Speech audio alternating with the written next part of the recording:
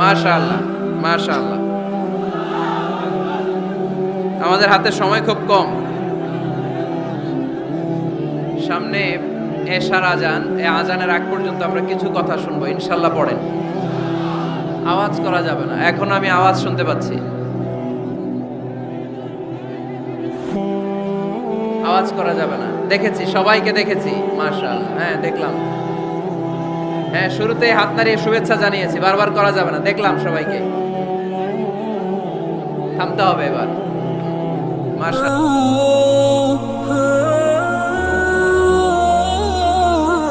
ফেনের ছেলেরা অনেক ভদ্র। এত বড় গ্যাদারিং কিন্তু অল্পতেই থেমে গেছে। অন্যান্য জায়গায় অনেক চিৎকার চেঁচামেচি করতে হয়। আলহামদুলিল্লাহ, একটা আওয়াজ হবে না।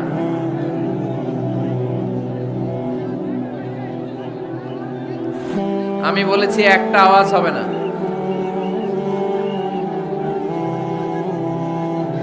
ওই যে আমি একটা আওয়াজ হবে না বলছি, ওরা দুইটা আওয়াজ করতেছে। আওয়াজ করবেন না, না, নো সাউন্ড। আজকে আমরা সূরাতুল হুজুরাত থেকে কথা শুনবো। কোন সূরা থেকে? হুজুরাত। সবাই বলেন হুজুরাত। হুজুরাত শব্দটা হুজরা শব্দের প্লুরাল, অর্থ হচ্ছে কামরা। মসজিদে ইমাম সাহেবের হুজরা আছে না নাই? ইমাম সাহেবের কামরা আছে না? তো আল্লাহর রাসূল সাল্লাল্লাহু আলাইহি সাল্লামের এরকম হুজরাখানা ছিল। এট এ টাইমে আল্লাহর হাবিব সাল্লাল্লাহু আলাইহি সাল্লামের 9টা হুজরাখানা ছিল, যেখানে 9 জন বিবি বসবাস করতেন। কিছু বেদুইন লোকজন এসে কেমন করে বিশ্বনবী সাল্লাল্লাহু আলাইহি ইসলামের সাথে আচরণ করতে হবে এটা জানতো না। তাদের মধ্যে সভ্যতা ভব্যতার ছোঁয়া স্পর্শ লাগেনি। পরে আমরা নিজেরা নিজেদেরকে যেমনি ডাকি, তারাও এসে বিশ্বনবীকে এভাবে ডাকা শুরু করলো। কারণ নাম যদি হয় আব্দুল্লাহ, আব্দুল্লাহর বন্ধু তারা ডাকবে এই আব্দুল্লাহ। কারণ নাম যদি হয় করিম, তার বন্ধুটা ডাকে এই করিম। কারো নাম যদি হয় আবু বকর, তার বন্ধু তারে ডাকে এই আবু বকর। কিন্তু বিশ্বনবী সাল্লাল্লাহু আলাইহি ইসলামকে কি এই মুহাম্মদ এইভাবে ডাকা যাবে? ডাকা যাবে না। যদিও তিনি মানুষ, কিন্তু অসাধারণ মানুষ। যদিও তিনি নবী, তিনি মহানবী। তিনি সব নবীদের নবী, ঠিক কি না? As a father, as a teacher, as a commander, as a lawgiver, as a lawmaker, Muhammad is the superman of the world. সুবহানাল্লাহ পড়েন। আমার নবীর চাইতে শ্রেষ্ঠ কোনো মানুষ গোটা বিশ্বে দ্বিতীয়টা হতে পারে? আমার নবীর চাইতে দ্য মোস্ট ট্রাস্টওয়ার্দি পার্সোনালিটি, বিশ্বস্ত মানুষ এই পৃথিবীতে হতে পারে? সে কোন বন্ধু বলো বড় বিশ্বস্ত? সে কোন বন্ধু বলো বেশি বিশ্বস্ত? কার কাছে মন খুলে দেয়া যায়? কার কাছে প্রাণ খুলে দেয়া যায়? হওয়া যায় অতি আশ্বস্ত। তার নাম আহমদ, বড় বিশ্বস্ত। সুবহানাল্লাহ পড়েন। আল্লাহ শিখাতে চাইলেন, এই বেদুইন লোকেরা সাবধান, যাকে তোমরা ডাকছো তিনি সাধারণ মানুষ নন। তাকে ইয়া মুহাম্মদ উখরুজ ইলাইনা, এই মুহাম্মদ, এই ঘর থেকে বের হয়ে আসো, এমন করে বেয়াদবের মতো ডাকা যাবে? বিশ্বনবী সাল্লাল্লাহু আলাইহি ইসলামকে ডাকতে হবে ইয়া নবী আল্লাহ, ওনাকে ডাকতে হবে ইয়া রাসূল আল্লাহ, ওনাকে ডাকতে হবে ইয়া হাবিব আল্লাহ, ঠিক কি না? শিষ্টাচার শিক্ষা দিলেন। আল্লাহ বুঝাতে চাইলেন, তোমরা যদি অপেক্ষা করতে অনেক ভালো হতো। ওয়ালাউ আন্নাহুম সাবারু হাত্তা তাখরুজা ইলাইহিম লাকানা খায়রাল লাহুম। আল্লাহর হাবিব সাল্লাল্লাহু আলাইহি ইসলাম দুপুরের খাবার খেয়ে গড়াগড়ি করছিলেন। আল কাইলুলা, টসিং এন্ড টার্নিং, এপাশ ওপাশ করা। শীতকালে দুপুরের খাবার খেয়ে বিছানায় শুইলে আরাম আছে না নাই? এটা কাইলুলা বলে। আল্লাহর হাবিব সাল্লাল্লাহু আলাইহি ওয়াসাল্লাম যখন কাইলুলা করছিল, ঠিক তখন লোকগুলো ডাকতে আরম্ভ করলো, ইয়া মুহাম্মদ উখরুজ ইলাইনা, হে মুহাম্মদ আসো। আল্লাহ বললেন, খবরদার, আমার নবীকে এইভাবে ডাকা যাবে না, বরঞ্চ আমার নবীকে তোমরা ডাকবে ইয়া নবী আল্লাহ, ইয়া রাসূল আল্লাহ, ইয়া হাবিব আল্লাহ বলে। সুবহানাল্লাহ পড়েন। আল্লাহর হাবিব সাল্লাল্লাহু আলাইহি ওয়াসাল্লাম যতক্ষণ না বের হয়ে আসে তোমাদের অপেক্ষা করা উচিত, সবর করা উচিত। আমরা অনেক সময় সবর করি না। ব্যাপার কি? আওয়াজ আবার বাড়তেছে কেন? এদিকে মাইকম্যান কই? মাইকম্যান এদিকে আসো তো, মাইকম্যান এদিকে আসো, আমার কাছে আসো। ভাই আওয়াজ করবেন না, এই আওয়াজ থামাতে থামাতেই এশার আজান হয়ে যাবে, আমি চলে যাব, আলোচনা শেষ, আমি চলে যাব। এদিকে এদিকে আমি একটা কথা শুরু করলে এখানে চিৎকার চেঁচামেচি, আমি থামাবো, আবার শুরু করলে এটা হয় না। অল্প কয়েক মিনিট, লম্বা চূড়া বক্তব্যের সুযোগও নাই, এশার আজান হবে একটু পরে, একটু উপরে উঠাও। আমি চাই পিন পতন নীরবতা। আরেকটু আরেকটু, ব্যাস, আবার তো নিচে নেমে। আওয়াজ করো না, আওয়াজ করো না ভাই, আওয়াজ করো না।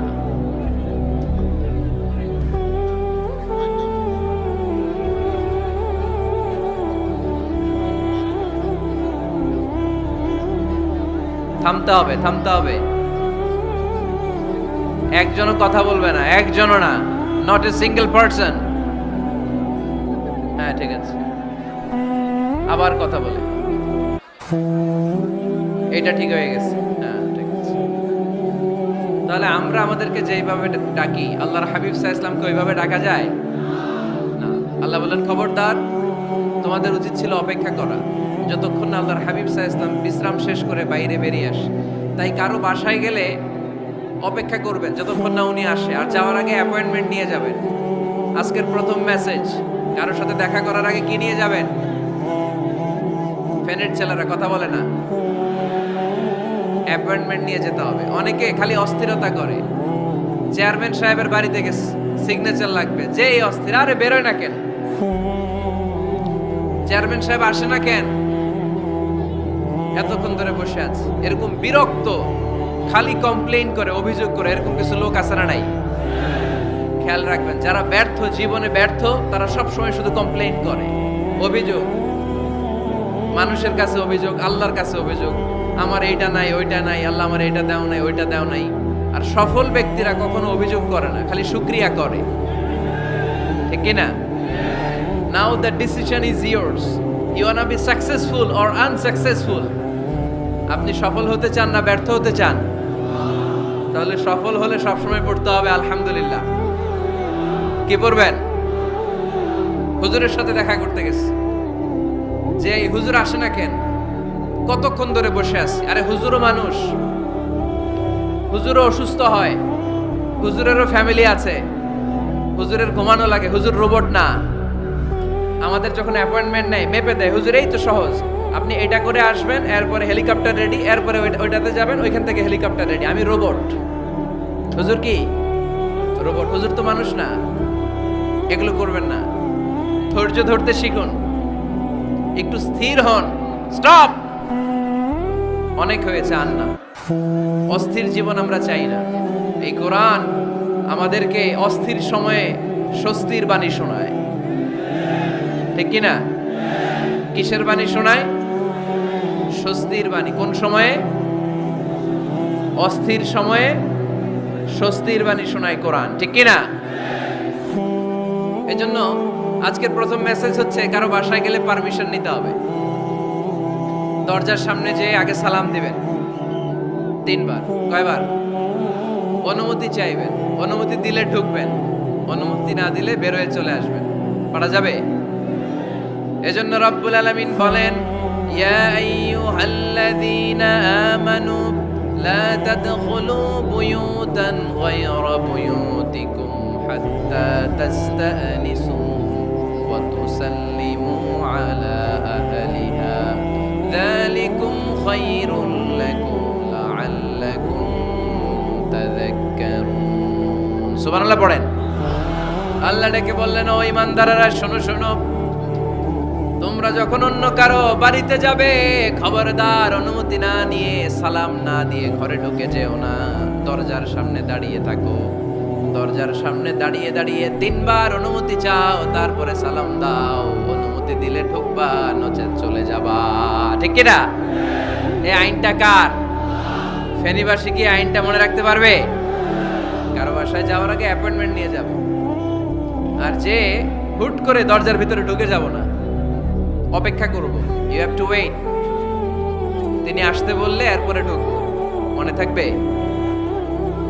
কারো ঘরে অনুমতি না নিয়ে ঢুকা কবিরা গুনাহ। কি গুনাহ? আমরা এগুলোর ইসলাম মনে করি না, আমরা ম্যানার জানি না, আমরা সোশ্যাল নর্মস জানি না। আমরা মনে করি নামাজ, রোজা, হজ, যাকাত, জিকির এগুলাই ইসলাম। ঠিক কি না? ধরাবাঁধা ইসলাম হিন্দু ধর্মের মতো গদবাঁধা কোনো ধর্ম নয়। আমাদের মসজিদ এটা গির্জা, প্যাগোডা, সিনাগোগ আর গুরুদুয়ারার মতো যে কোনো ইবাদতগাহ নয়। আমাদের মসজিদগুলো আমাদের সামাজিক ঐক্যের কেন্দ্রবিন্দু। আমাদের ইসলাম হচ্ছে আমাদের জীবন চালানোর মেথোডোলজি। কেমন করে এই লাইফটা সুন্দর হবে, স্মুথ হবে, তার সব নির্দেশনা কোরআনের ভেতরে আছে না নাই?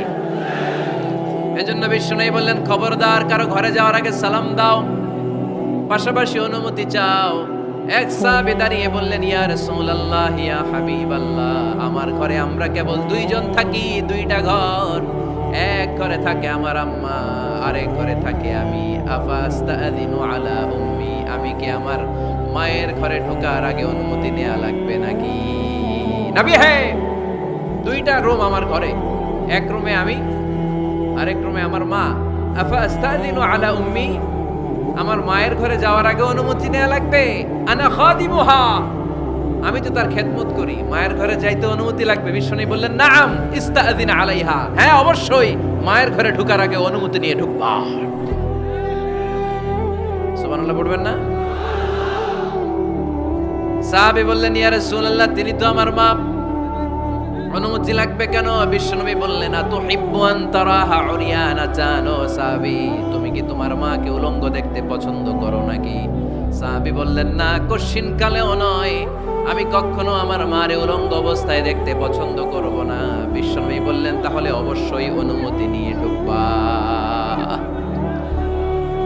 যদি মারে উলঙ্গ দেখতে মনে না চায় তাহলে ঢুকবা, কারণ ঘরের ভিতরে কে কখন কোন পরিস্থিতিতে থাকে তার কোনো হিসাব আছে? এজন্য সালাম দিবেন, নক করবেন, অনুমতি চাইবেন, তখন নিজেকে নিজে ভিতরে যারা আছে, মহিলা হোক পুরুষ হোক, সামলে নিবে, গুছিয়ে নিবে, তারপরে আপনাকে ঢোকার ব্যবস্থা করে দিবে। ঠিক কি না? তাহলে মায়ের ঘরে ঢুকতে হলে যদি অনুমতি লাগে, তাহলে বোনের ঘরে ঢোকার আগে অনুমতির দরকার আছে না নাই? আমার পাশের ঘর হচ্ছে আমার ভাইয়ের ঘর, ভাইয়ের ঘরে ঢোকার আগে অনুমতির দরকার আছে না নাই? কাজিন, চাচাতো বোন, খালাতো বোন, চাচাতো ভাই, খালাতো ভাই, পাশের ঘরের ভাবি, পাশের বাড়ির মানুষ, এদের ঘরে ঢোকার আগে অনুমতির প্রয়োজন আছে না নাই? খবরদার, খবরদার, এটা কবিরা গুনাহ। This is my first message to the people of Feni tonight. আজ রাতে ফেনীবাসীদের কাছে আমার প্রথম মেসেজ হচ্ছে, কারো ঘরে যাওয়ার আগে অ্যাপয়েন্টমেন্ট নিয়ে যাব। কখন তার সাথে দেখা করব, আগে অ্যাপয়েন্টমেন্ট নিয়ে যাব, তারপরে যে দরজার বাইরে দাঁড়িয়ে পারমিশন চাইবো, মানে অনুমতি নিব, তারপরে সালাম দিব, এরপরে ঘরে ঢুকবো। পারা যাবে? ইনশাআল্লাহ পড়তে পারবেন না আওয়াজ করে? আজকে আলোচনার বিষয় হচ্ছে সূরাতুল হুজুরাত। সূরার নাম কি? হুজুরাত। এটা মাদানী সূরা। কি সূরা? এটা কোরআনের 49 নম্বর সূরা। কত নম্বর সূরা? এই সূরায় মোট আয়াত আছে 18টি। কয়টি? এবার আমি প্রশ্ন করব, উত্তর দেন। এই সূরায় মোট আয়াত সংখ্যা কয়টি? 18টি। এটি কোরআনের কততম সূরা? 49তম সূরা। আর সূরাটা মাক্কি সূরা। কি সূরা? মাদানী সূরা। এই সূরাটাকে বলা হয় সামাজিক রীতিনীতির সূরা। সোশ্যাল নর্মস শেখানো হয়েছে এই সূরায়। কেমন করে সমাজের শান্তি, শৃঙ্খলার ভারসাম্য অক্ষুণ্ণ থাকবে সে ব্যাপারে এই সূরাতে আল্লাহ তাআলা কিছু দিক নির্দেশনা দিয়েছেন। আমাদের সমাজের ভারসাম্য ঠিক নাই, শান্তি নাই, সুশৃঙ্খলা নাই, শুধু মারামারি, জিঘাংসা, কিলাকিলি, হিংসা, বিদ্বেষ, বিশৃঙ্খলা। এই হিংসা, বিদ্বেষ, বিশৃঙ্খলা, মারামারির বিপরীতে সমাজের সাম্য, ভ্রাতৃত্ব, ভালোবাসা, সুশৃঙ্খলা আর ভারসাম্য কিভাবে অক্ষুণ্ণ রাখা যায়, সেজন্য আল্লাহ তাআলা এই সূরার ভেতরে 10টা গাইডলাইন দিয়েছেন। কয়টা? সবাই বলতে হবে কয়টা? 10টা। প্রথম গাইডলাইন হচ্ছে আল্লাহ তাআলা বলছেন, খবরদার যারা বিশ্বাসী বলে নিজেদেরকে দাবি করো, আল্লাহ আল্লাহর রাসূলের নিয়মের বা আইনের উপর দিয়ে টপকে যেও না। আল্লাহ আল্লাহ রাসূল যেটা বলেছে এটাই ফাইনাল, ঠিক কি না? রব্বুল আলামিন বলেন, ইয়া আইয়ুহাল্লাযীনা আমানু লা তুকদ্দিমু বাইনা ইয়াদাইল্লাহি ওয়া রাসূলিহি ওয়াত্তাকুল্লাহ ইন্নাল্লাহা সামিউন আলীম। পড়েন সুবহানাল্লাহ।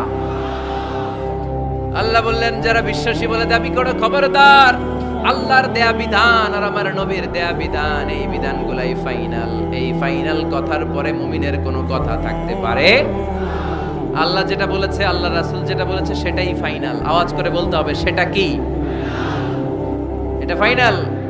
এরপর আর নতুন কোনো কথা নাই। যখনই বলা হবে আল্লাহ বলেছে, রাসূল বলেছে, আমরা বলবো আমান্না, সামি'না ওয়া আতা'না, আমরা শুনলাম, মানলাম, বিশ্বাস করলাম, আমাদের পক্ষ থেকে আর দ্বিতীয় কোনো কথা নাই, ঠিক কি না?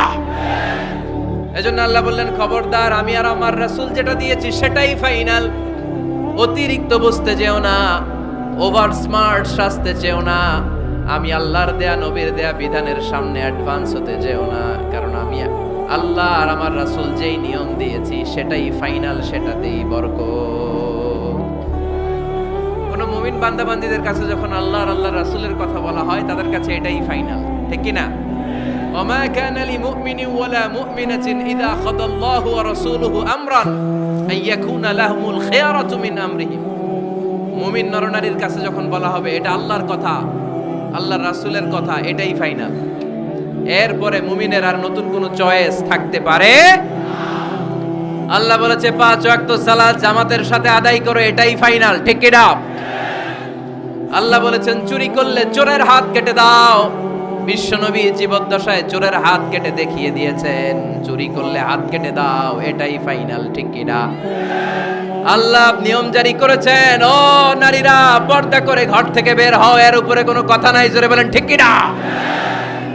আল্লাহ আইন করে দিয়েছেন, রমাদানের 29 দিন কিংবা 30 দিন রোজা রাখবা, এটাই ফাইনাল, এরপরে কোনো কথা নাই, জোরে বলেন ঠিক কি না? যারা সম্পদশালী হয়েছো, বছরান্তে 2.5% যাকাত দিবা, বিধানটা কার? এটাই ফাইনাল, এরপরে কোনো কথা আছে? তার মানে আল্লাহ আল্লাহ রাসূল যেটা দিয়েছে এটাই ফাইনাল, এটাই সর্বোৎকৃষ্ট, এর চেয়ে উৎকৃষ্ট আর ভালো হতে পারে না, এটাই শ্রেষ্ঠ। এক সাহাবী বলল, আসুমুদ দাহার, আমি সারা বছর রোজা রাখবো, রোজা ভাঙবো না। আরেক সাহাবী বলল, আ'তাজিলুন নিসা, আমি আমার বউয়ের কাছে যাব না, আজীবন বৈরাগ্য জীবন যাপন করব। আরেক সাহাবী বলল, উসল্লি লাইলা কুল্লাহ, সারা রাত তাহাজ্জুদ পড়ব, ঘুমাবো না। এই কথা শুনে বিশ্বনবী রেগে গেলেন। বিশ্বনবী বললেন, কে কে বলেছে এই কথা যে সারা বছর রোজা রাখবে, সারা রাত তাহাজ্জুদ পড়বে, স্ত্রীর কাছে যাবে না? ইন্নী আখশাকুম লিল্লাহি ওয়া আতকাকুম লাহু, নিশ্চয় আমি তোমাদের চাইতে আল্লাহকে বেশি ভয় করি। আমি বিশ্বনবী সবচেয়ে বড় মুত্তাকি, আমি বিশ্বনবী সবচেয়ে বড় বুজুর্গ, আমি বিশ্বনবী সবচেয়ে বড় আল্লাহওয়ালা।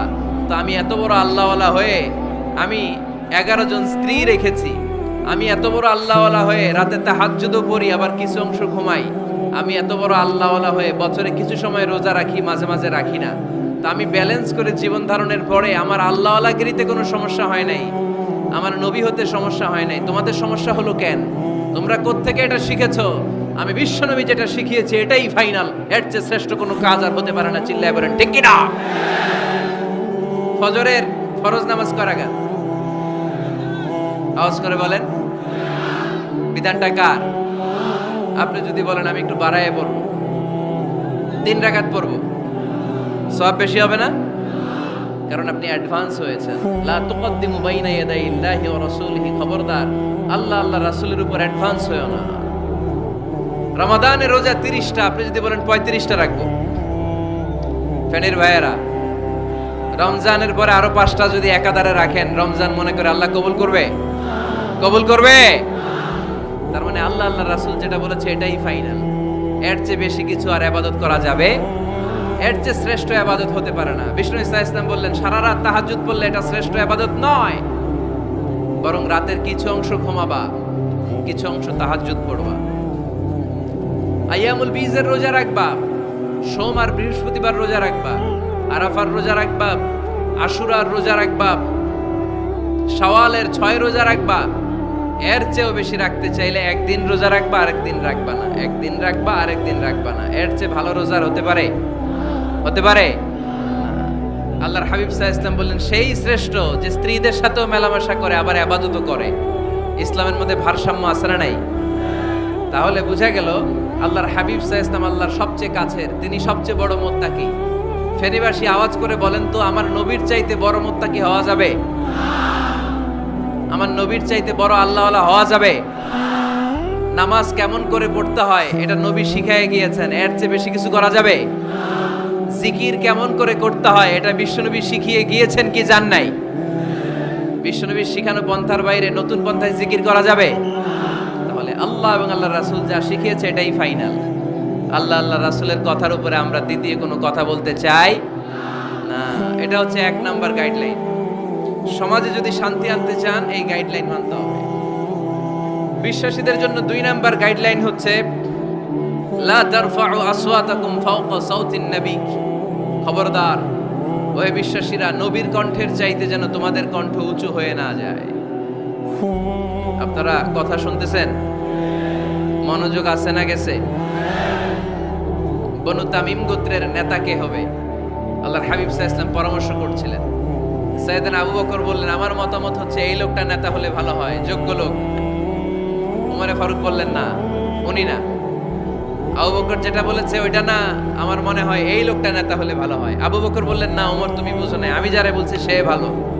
ওমরে ফারুক বলে, না আবু বকর, আমি যাকে বলেছি সে ভালো। এরকম মতামত দিতে দিতে, তর্ক করতে করতে বিশ্বনবীর গলার চাইতে সাহাবীদের গলার আওয়াজ বড় হয়ে গিয়েছে।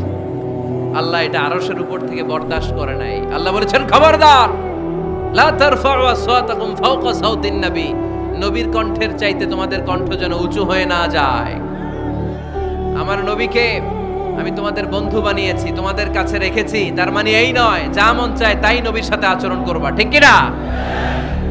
কখনো যেন নবীর কণ্ঠের চাইতে কণ্ঠ উঁচু হয়ে না যায়। যদি নবীর গলার আওয়াজের চাইতে তোমাদের গলার আওয়াজ উঁচু হয়ে যায়, তোমাদের জীবনের সব নেক আমলগুলোকে আমি বাতিল করে দেব। আল্লাহ ধমক দিয়ে বললেন, খবরদার, ইয়া আইয়ুহাল্লাযীনা আমানু লা তারফাউ আসওয়াতাকুম ফাওকা সাউতিন নবী ওয়া লা তাজহারু লাহু বিল কওলি কাজহারি বা'দিকুম লিবা'দিন আন তাহবাতা আ'মালুকুম ওয়া আনতুম লা তাশউরুন। পড়েন সুবহানাল্লাহ। আল্লাহ বললেন, খবরদার, আমার নবীর কণ্ঠের চাইতে যেন তোমাদের কণ্ঠ উঁচু হয়ে না যায়। আমার হাবিবের কণ্ঠের চাইতে তোমাদের কণ্ঠ যদি উঁচু হয়ে যায়, বেয়াদবি হয়ে যাবে, ফলে তোমাদের সব নেক আমল বাতিল করে দিবে কে? এই আয়াত নাজিল হওয়ার পরে সাহাবারা কেউ বিশ্বনবীর সামনে এসে বড় গলায় কথা বলে না, আস্তে আস্তে বলে। কেমনে বলে? ওমরে ফারুক এই আয়াত শুনে এত ভয় পেলেন, তিনি বিশ্বনবীর কাছে কোনো কথা নিয়ে আসলে ফিস ফিস করে বলতেন। বিশ্বনবী শুনতে পেতেন না, বলতেন, এই ওমর কি বলছো, বুঝি নাই, জোরে বলো। ওমরে ফারুক সাউন্ড বাড়িয়ে জোরে বলতেন। বিশ্বনবী বলতেন, এই কি বলেছো, এদিকে আসো, জোরে বলো। আমি শুনতে পাচ্ছি না, ওমর আরো জোরে বলো। ওমরে ফারুক আবার একটু সাউন্ড বাড়িয়ে আবার বলতে আরম্ভ করতেন। বিশ্বনবী বলতেন, আমি শুনতে পাচ্ছি না, জোরে বলো। সুবহানাল্লাহ পড়েন। ভয়, আন তাহবাতা আ'মালুকুম ওয়া আনতুম লা তাশউরুন। খবরদার, নবীর কণ্ঠের চাইতে যদি কণ্ঠ উঁচু হয়ে যায়, সব নেক আমল বাতিল করে দিবে কে? আপনারা যারা হজ উমরা করেছেন, হজ আর উমরা করতে পেরেছেন কারা কারা দেখি? মাশাআল্লাহ। যারা করতে পারি নাই আমরা, আমাদেরকেও যেন আল্লাহ তাআলা তৌফিক দান করে, আমরা পড়ি আমিন। আমরা যেন কাবার চারপাশে তাওয়াফ করতে পারি, সাফা মারওয়ায় যেন সাই করতে পারি, আল্লাহর হাবিব সাল্লাল্লাহু আলাইহি ওয়াসাল্লামের কবরের সামনে দাঁড়িয়ে যেন আমরা সালাতু সালাম পাঠ করতে পারি। আওয়াজ করে পড়তে হবে আমিন। বিশ্বনবী সাল্লাল্লাহু আলাইহি ওয়াসাল্লামের কবরের উপরে এই আয়াতটা লেখা, যে আয়াত নিয়ে আমি এখন আপনাদের সামনে আলোচনা করছি। লা তারফাউ আসওয়াতাকুম ফাওকা সাওতিন নবী। দেখছেন না হাজী সাহেবরা, দেখে আসছেন না? আপনি যখন মসজিদে নববীতে নামাজ পড়বেন, আল্লাহর হাবিব সাল্লাল্লাহু আলাইহি ওয়াসাল্লামের কবর জিয়ারতের জন্য যখন রওনা হবেন, সর্বপ্রথম বাম দিকে পড়বে রাউদাতুম মিন রিয়াদিল জান্নাহ। এই জায়গাটা হলো দুনিয়ার বুকে জান্নাতের বাগান সমূহ থেকে একটা বাগান। আপনি হাঁটতে থাকবেন, হাঁটতে হাঁটতে রাউদাতুম মিন রিয়াদিল জান্নাহ পার হওয়ার পরে বাম দিকে পড়বে বিশ্বনবীর কবর। বিশ্বনবীর কবরের সামনে দাঁড়িয়ে কোনো উম্মত সহ্য করতে পারে নাকি? ধৈর্য ধারণ করতে পারে নাকি? আজীবন যেই নবীর কথা শুনলাম, আজীবন যেই নবীর হাদিস চর্চা করলাম, আজীবন যেই নবীর ভালোবাসা হৃদয়ের মধ্যে ধারণ করলাম, ওই নবী নাকি এই জায়গায় শোয়া, ওই নবী নাকি এখানে শুয়ে আছে, এটা কল্পনা করলে কোনো উম্মত ধৈর্য ধারণ করতে পারে? কলিজাটা ছিঁড়ে খান খান হয়ে যায়, চিৎকার দিয়ে নবীরে ডাক দিতে মনে চায়, কিন্তু আল্লাহ বলেছেন খবরদার, কবরের উপরে এই আয়াতটা লেখা, লা তারফাউ আসওয়াতাকুম ফাওকা সাওতিন নবী। খবরদার, এটা নবীর দরবার, এখানে বড় গলায় চিৎকার চেঁচামেচি করে কোনো আওয়াজ করা যায় না। চিল্লায় বলেন ঠিক কি না? এজন্য আল্লাহ বললেন, লা তারফাউ আসওয়াতাকুম ফাওকা সাওতিন নবী। খবরদার, নবীর কণ্ঠের চাইতে যেন কণ্ঠ উঁচু হয়ে না যায়। এই আয়াতের হুকুম আল্লাহর হাবিব সাল্লাল্লাহু আলাইহি ওয়াসাল্লামের জীবদ্দশা অবস্থায় যেমন ছিল, ঠিক এখনো এটারে বলবৎ রেখেছে কে? তাই ওইখানে আল্লাহর হাবিব সাল্লাল্লাহু আলাইহি ওয়াসাল্লামের কবরের সামনে বুক ফেটে কান্না আসে, আমার নবী, আমার পেয়ারা নবী এখানে, পেয়ারা রাসূল শুয়ে আছে, এটা জেনেও আমি চিৎকার দিতে পারি না, আমি হই হুল্লোড় করতে পারি না, আমি লাফাতে পারি না, আমি শুধু চোখের পানি ছেড়ে আমার নবীরে সালাম পাঠাতে পারি। ঠিক কি না? এই আয়াতের হুকুম শুধু নবীর ক্ষেত্রেই প্রযোজ্য নয়, আব্বা আম্মার ক্ষেত্রেও প্রযোজ্য। আব্বা আম্মার সামনে দাঁড়িয়ে বড় গলায় কথা বলা যাবে? উস্তাদ আল আসাতিজা যারা আমাদেরকে শিখিয়েছেন, তাদের সামনে বড় গলায় কথা বলা যাবে না। আধ্যাত্মিক গুরু, ইসলামী আন্দোলনের নেতা, ধর্মীয় নেতা, ওনাদের সামনেও চোখ রাঙিয়ে কথা বলা যাবে না। চিল্লায় বলেন ঠিক কি না? লা তারফাউ আসওয়াতাকুম ফাওকা সাওতিন নবী। আদব নাই সমাজে, আদব নাই, এজন্য এত মহা সমস্যা। তাহলে প্রথম মেসেজ হচ্ছে আল্লাহ আল্লাহর হাবিব যা বলেছেন ওইটাই ফাইনাল, ওইটার উপরে কোনো কথা আছে? দ্বিতীয় মেসেজ হচ্ছে নবীর দরবারে দাঁড়িয়ে বড় গলায় কথা বলা যাবে। 3 নম্বরে আল্লাহ বললেন, ইয়া আইয়ুহাল্লাযীনা আমানু ইন জাআকুম ফাসিকুম বিনাবাইন ফাতাবায়ানু। ও বিশ্বাসীরা, ও ঈমানদার বান্দারা, তোমাদের সামনে যদি কোনো পাপাচারী, কোনো ফাসিক যদি কোনো খবর নিয়ে আসে, খবরটা বিশ্বাস করার আগে যাচাই করে নিও। ফাতাবায়ানু ইয়ানি ফাতাসাব্বাতু আন সিহহাতিল খবর। খবরটা সহি কিনা যাচাই করার দরকার আছে না নাই? ইযা জাআকুম ইন জাআকুম ফাসিকুম বিনাবাইন ফাতাবায়ানু। ফেনীবাসী মনোযোগ দিয়ে শুনেন, কেউ যদি কোনো তথ্য নিয়ে আসে, খবর নিয়ে আসে, শুনেই হুট করে বিশ্বাস করা যাবে না। ফেসবুকে প্রায় বিভিন্ন ফেক নিউজ আছে না নাই? রুমর, গুজব আছে না নাই? আমি তখন মালয়েশিয়া, হঠাৎ করে দেখলাম নিউজের মধ্যে অনেকে স্ট্যাটাস দিতে শুরু করেছে যে পেঁয়াজের মতো লবণেরও দাম বেড়ে গেছে। এটা কি সত্য নিউজ না গুজব? জোরে বলেন। গুজব। আসলে কি লবণের দাম বাড়ছিল? বাড়ে নাই, কিন্তু না জেনেই অনেকে শেয়ার দিচ্ছে। এজন্য ফেসবুকে কোনো নিউজ যদি আপনি দেখতে পান, শুনতে পান, verify, justify the news whether it's true or wrong. Check, make a cross check and double check regarding the authenticity of the report. এই রিপোর্টটা সঠিক কিনা ভেরিফাই করবেন আগে, তারপরে শেয়ার মারবেন। অনেকে আছে সিলে কান নিয়ে গেছে, শুইনা সিলের পিছনে দৌড়। আগে কি সিলের পিছনে দৌড়াবেন নাকি কানে হাত দিবেন? নিউজ একটা দেখলে শেয়ার দেয়া যাবে, কি করবেন? যাচাই করবেন। You have to cross check, you have to justify the news, you have to verify the news.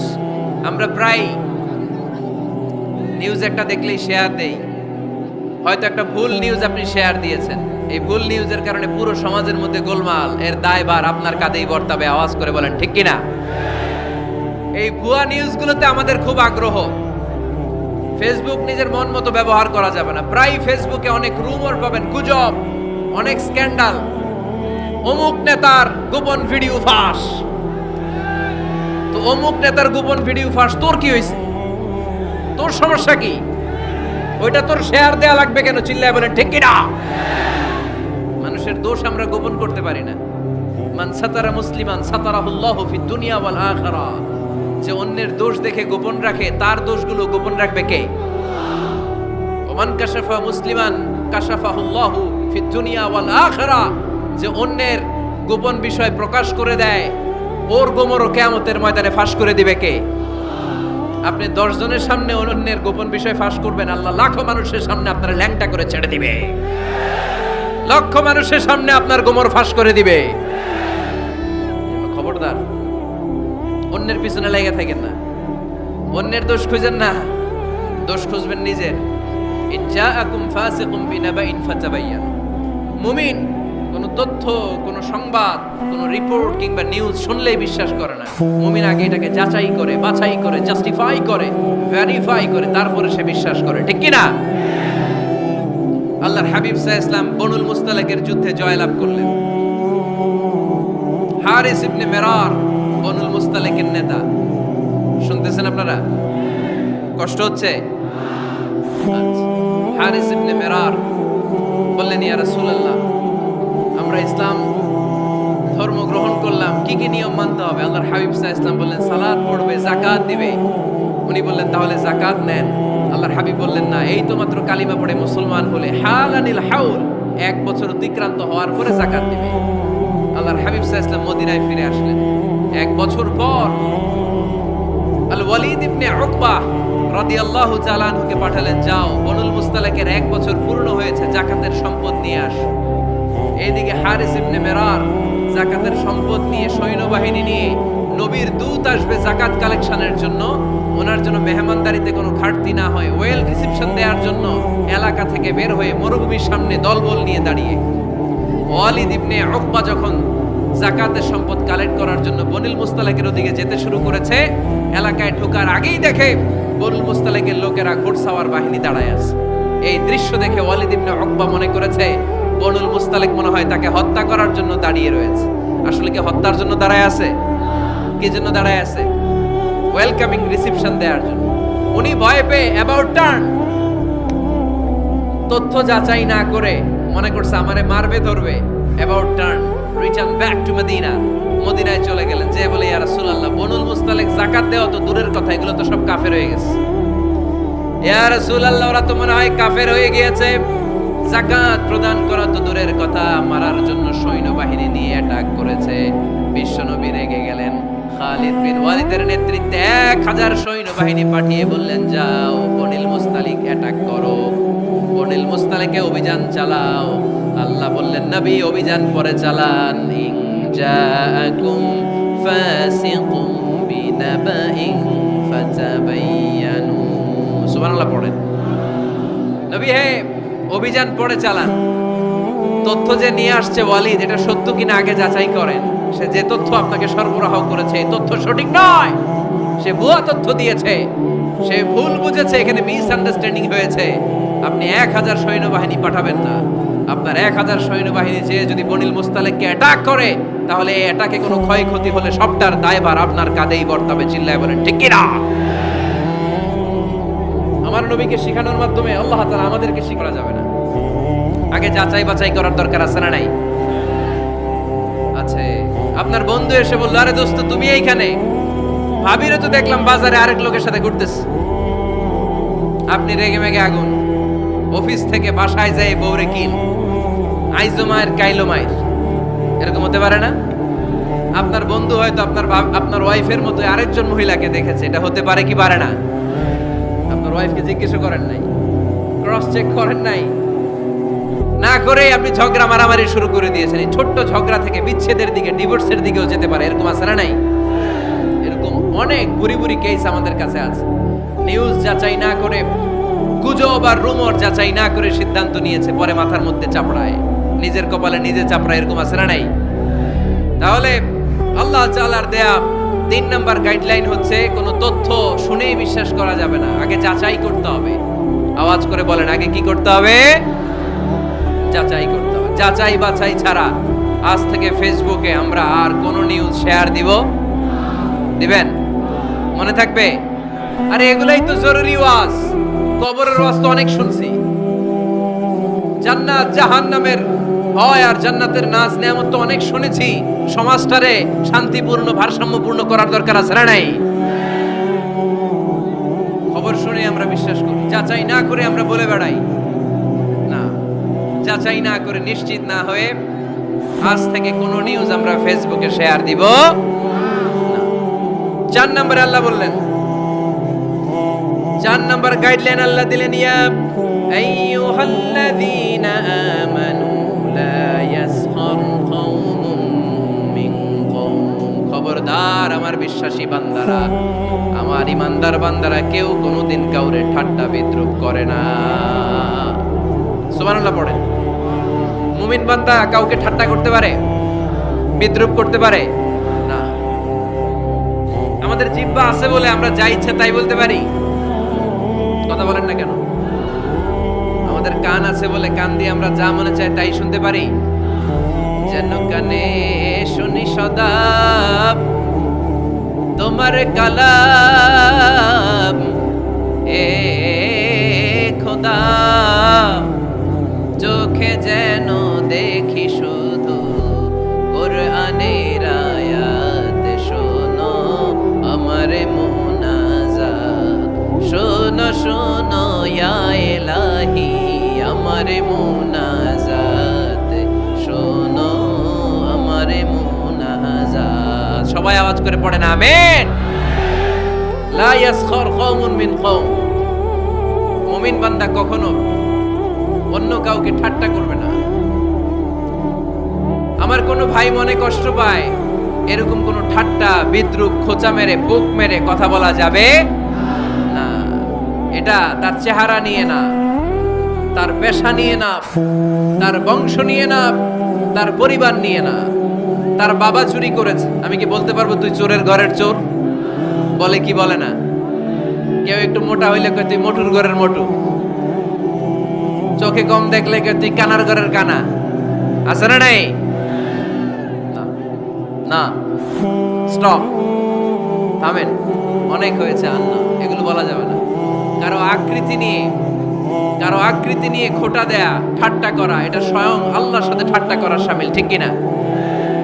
কারণ নাক যদি ছোট হয়, এর কয় বোচা, তো নাক বোচা। ফেনীতে আপনারা কি বলেন? হ্যাঁ, তো এই যে যার নাক বোচা হয়েছে, ও কি নিজে বানাইছে? যার নাক খাড়া, এটা বানাইছে কে? যে কালো বানাইছে কে? সাদা শুভ্র বানাইছে কে?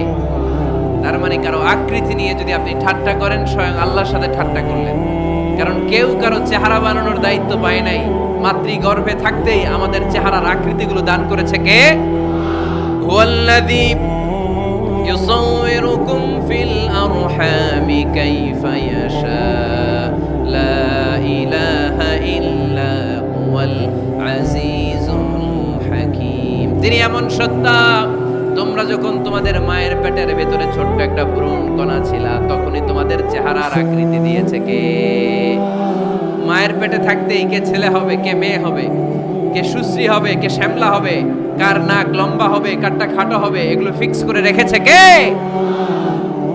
এজন্য কখনো কারো চেহারা, কারো আকৃতি নিয়ে ঠাট্টা বিদ্রূপ করা যাবে না। কারণ এই চেহারা আমরা বানাই নাই, বানাইছে কে? প্রত্যেককে যদি আল্লাহ তাআলা প্রত্যেকের নিজের চেহারা ডিজাইন দেওয়ার সুযোগ দিত, তাহলে আমরা আমাদের চেহারা কি এরকম বানাইতাম? কি করতাম? আপনাকে যদি আপনার চেহারা তৈরি করার ডিজাইন আল্লাহ দিত, যে তুমি যেমন মনে চাই নিজের চেহারাটার ডিজাইন দাও, কেমন বানাতেন নিজেকে? কথা বলেন, কয়েকজন বলেন না? হ্যাঁ, সবচাইতে সুন্দর করে আমি আমার অবয়বটাকে তৈরি করতাম। কোন নারীকে যদি তার চেহারার ডিজাইন তৈরি করার সুযোগ আল্লাহ দিতেন, সে নারী তাকে বিশ্ব সুন্দরী করে তৈরি করত, ঠিক কিনা? এটা আল্লাহ আমাদেরকে দেয় নাই, এটা আল্লাহ তাআলা নিজ হাতে রেখেছে, নিজে করেছে। তাই কারো আকৃতি নিয়ে ব্যঙ্গ করলে স্বয়ং আল্লাহর সাথে ব্যঙ্গ করার শামিল। চিল্লায় বলেন ঠিক কি না? সাইয়েদনা ইবনে মাসউদ রাদিয়াল্লাহু তাআলা আনহুর পায়ের নলা ছিল চিকন। হাদিসে এসেছে দাকিকুস সাকাইন, ওনার পা দুইটা ছিল চিকন। খেজুর পাড়ার জন্য ইবনে মাসউদ রাদিয়াল্লাহু তাআলা আনহু যখন খেজুর গাছে উঠলেন, সাহাবারা সাইয়েদনা ইবনে মাসউদের পা দেখে হাসাহাসি শুরু করে দিল। বিশ্বনবী বললেন, খবরদার খবরদার, ইবনে মাসউদের চিকন পা দেখে তোমরা হেসো না। ইবনে মাসউদের চিকন পা দেখে তোমরা হাসো। কিয়ামতের ময়দানে ইবনে মাসউদের এই চিকন পা গুলো যদি মিজানের পাল্লায় রেখে দেওয়া হয়, এই পা দুইটার ওজন উহুদ পাহাড়ের চেয়ে ওজনওয়ালা হয়ে যাবে। এজন্য খবরদার, জিহ্বা আছে বলে যে কোনো কমেন্ট করবেন না। এই আবার কি হইছে দেখ, আওয়াজ কেন? হ্যাঁ, আর কি দেখবেন? এখনই তো বিদায় নেব আমি। চুপ করেন না, এবার থামেন। জিহ্বা আছে বলেই যে কোনো ধরনের মন্তব্য করা যাবে না। আল্লাহর হাবিব সাল্লাল্লাহু আলাইহি ওয়াসাল্লাম বলেছেন, মাইয়াত মানলি মা বাইনা লিহিয়াইহি ওয়া মা বাইনা রিজলাইহি আতমান লাহুল জান্নাহ। ও আমার উম্মতেরা, তোমাদের মধ্য থেকে কেউ যদি আমাকে দুইটা অঙ্গের গ্যারান্টি দেয়, কয়টা অঙ্গের? সবাই বলতে হবে কয়টা? আমার কোন উম্মত যদি আমাকে দুইটা অঙ্গের গ্যারান্টি দেয় যে তারা এই দুই অঙ্গের পাপ করবে না, আমি তাদেরকে জান্নাতের গ্যারান্টি দেই। এক নম্বরে মা বাইনা লিহিয়াইহি, দুই চোয়ালের মাঝখানে যা থাকে মানে জিহ্বা। আমার কোন উম্মত যদি আমারে গ্যারান্টি দেয় জিহ্বা দিয়ে কোনো মিথ্যা বলবে না, কাউরে বাজে কথা বলবে না, ঠাট্টা বিদ্রূপ করবে না, জিহ্বা দিয়ে যে পাপ কাজগুলো হয় এগুলো করবে না, আর দুই রানের মাঝখানে যে অংশ আছে লজ্জাস্থান, এই দুইটা অঙ্গের গ্যারান্টি যদি আমার কোন উম্মত আমারে দেয়, আমি আমার ওই উম্মতকে জান্নাতের গ্যারান্টি দিয়ে দেব। খবরদার ফেনীবাসী, খবরদার। মন চাইলেই যা মনে চাই মুখ দিয়ে বলা যাবে। আমার রাসূল সাল্লাল্লাহু আলাইহি ওয়াসাল্লামের 11 জন স্ত্রী, এর মধ্যে একজন স্ত্রী ছিলেন একটু স্থূল আকৃতির, মানে মোটা। কি ছিলেন জানেন? ওই স্ত্রীর নাম কি? সফিয়া। কি নাম? সফিয়া বিনতে হুয়াই ইবনে আখতাব। উনি আল্লাহর হাবিব সাল্লাল্লাহু আলাইহি ওয়াসাল্লামের সব স্ত্রীদের মধ্যে থেকে একটু স্থূলকার ছিলেন, একটু ফেটি ছিলেন, মোটা ছিলেন।